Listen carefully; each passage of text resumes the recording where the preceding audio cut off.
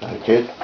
It's Thursday the 14th of April 2011 and I'm all prepared to go and ask my public question.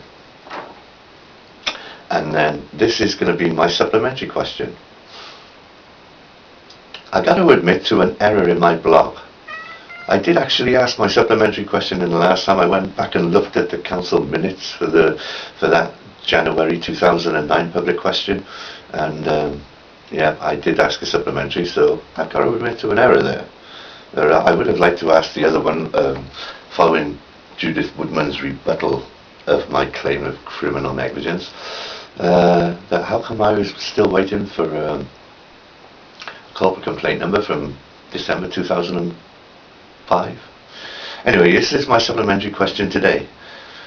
Does this council agree that a council tenant who first requested to be rehoused in February 2002 due to threats of violence from the tenant above, who has placed 520 videos on YouTube, written over 150 blogs and sent over 1,000 emails, demonstrated outside the Welsh Assembly for 2 years with an ever-growing array of banners regarding his housing issues, continued intimidation, threats of violence, arson and property not meeting minimum building standards, still finds himself in the self-same property, is indeed a victim of corporate discrimination and criminal negligence by Cardiff County Council, given the number of other tenants who have been rehoused in that time frame?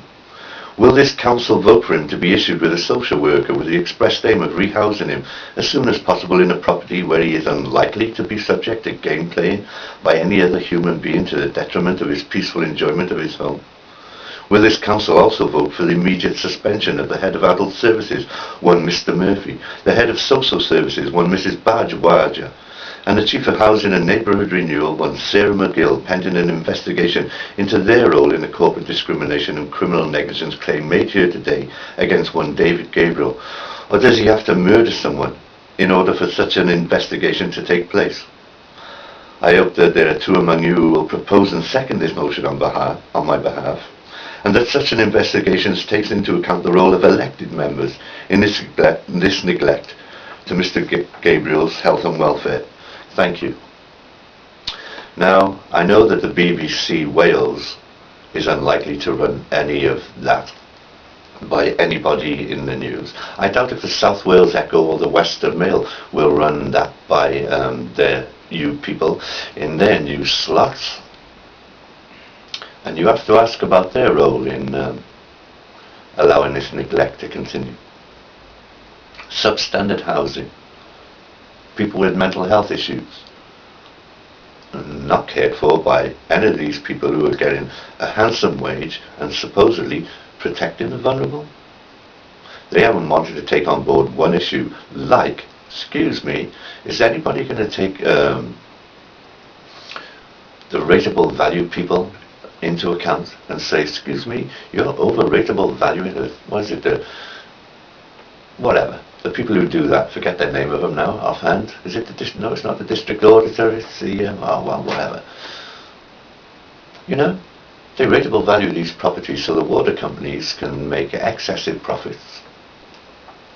They rateable value is way and beyond what they're really worth, because this property is really, if they're not allowed to sell them anymore, and I think they're bringing that online, is that they're actually worthless in terms of monetary value.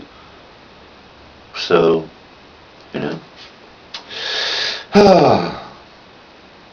wonder if South Wales Police will get involved after following this supplementary question. That's if I get to ask the public one. And will anybody question how come the clerk of the council doesn't know his fax number when it's on the website, and he dishes out some other kind of number? Would anybody investigate that? Crazy Dave? Oh, I doubt it.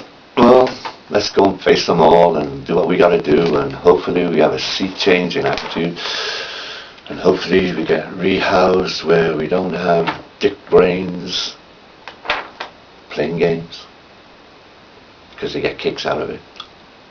Strange people. There we go.